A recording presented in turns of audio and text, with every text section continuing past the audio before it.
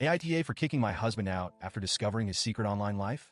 I'm a 46-year-old woman, and my husband is 51. We've been together for 22 years. For most of that time, I thought we had a strong marriage. Sure, we've had our ups and downs like any couple, but I always believed we were in this together. Lately, though, something has shifted. Over the past few months, I've noticed my husband being more secretive. It started with his phone. He always seems glued to it, and anytime I walk into the room while he's texting, he quickly hides the screen or turns it face down. I'm not someone who naturally jumps to conclusions, so at first, I didn't think too much of it. But then, when I casually asked who he was texting, he got defensive, almost angry. "You're so suspicious," he'd say. "You're acting crazy. Why don't you trust me?" I brushed it off, telling myself I was overthinking. I've never been the type to pry, but his reaction planted a seed of doubt in my mind. And once that seed was there, it started to grow. One night, everything came crashing down. I woke up in the middle of the night, couldn't even tell you why, and saw his phone sitting on the bedside table. I felt a pang of curiosity, then guilt. I told myself I was being paranoid, but something in my gut wouldn't let me go back to sleep. So, I picked up his phone. I don't know what I expected to find. Maybe I thought I'd open it, see nothing suspicious, and feel silly for doubting him. Instead, what I found shattered me. The first message I saw was from a 25-year-old woman. He told her he loved her. He was asking her for pictures and videos, things I won't even repeat here, because they make me sick to think about. My hands were shaking as I scrolled further.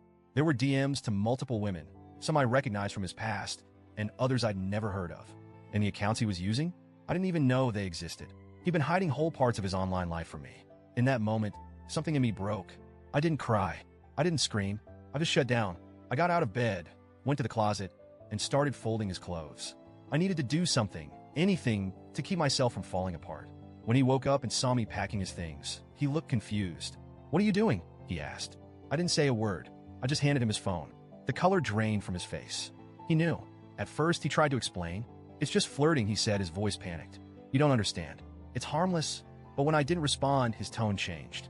He started yelling at me, accusing me of being insecure and crazy. He said I was overreacting, that it wasn't real cheating because it wasn't physical.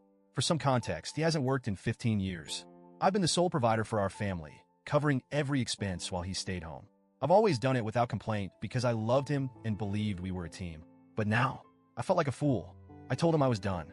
I told him he needed to leave. He started pleading with me, saying he had nowhere to go, no one else to turn to. I told him that wasn't my problem. He's a grown man, not my child. And then, just when I thought he couldn't hurt me more, he called me a fat crazy B*TCH for throwing away 22 years of marriage. That was the moment I knew I couldn't forgive him. I told him he could stay on the front porch until he figured out where to go. It's an enclosed space. Not as cold as outside, but not exactly comfortable either. I knew it was harsh, but I couldn't bear to have him in the house with me. Update. Thank you to everyone who commented and sent messages. Your kindness has been a lifeline. When I got home from work, he was still on the porch. To clarify, it's more like a mudroom. Chilly, but not unbearable. I let him in so he could eat, use the bathroom, and talk. He started apologizing again. He said he wouldn't do it anymore, that he didn't mean to hurt me. He begged me to think about our history together, to consider the good times. He said I was throwing away 22 years over something that wasn't physical. But this time, his words didn't sway me. I pulled up his messages again, the ones I'd read the night before, and began reading them out loud. I got about halfway through before I broke down crying. I couldn't help it. The betrayal felt so raw, so personal. I looked at him through my tears and said, You knew this was the one thing I could never forgive." His response? He called me a bitch and said he hated me.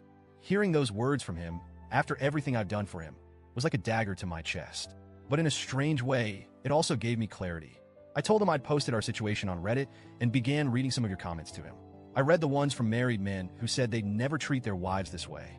I read the ones from women who've been in similar situations, who told me I'm not overreacting. And yes, I even read the funny ones calling him a splendid daddy. By the time I finished, I felt stronger.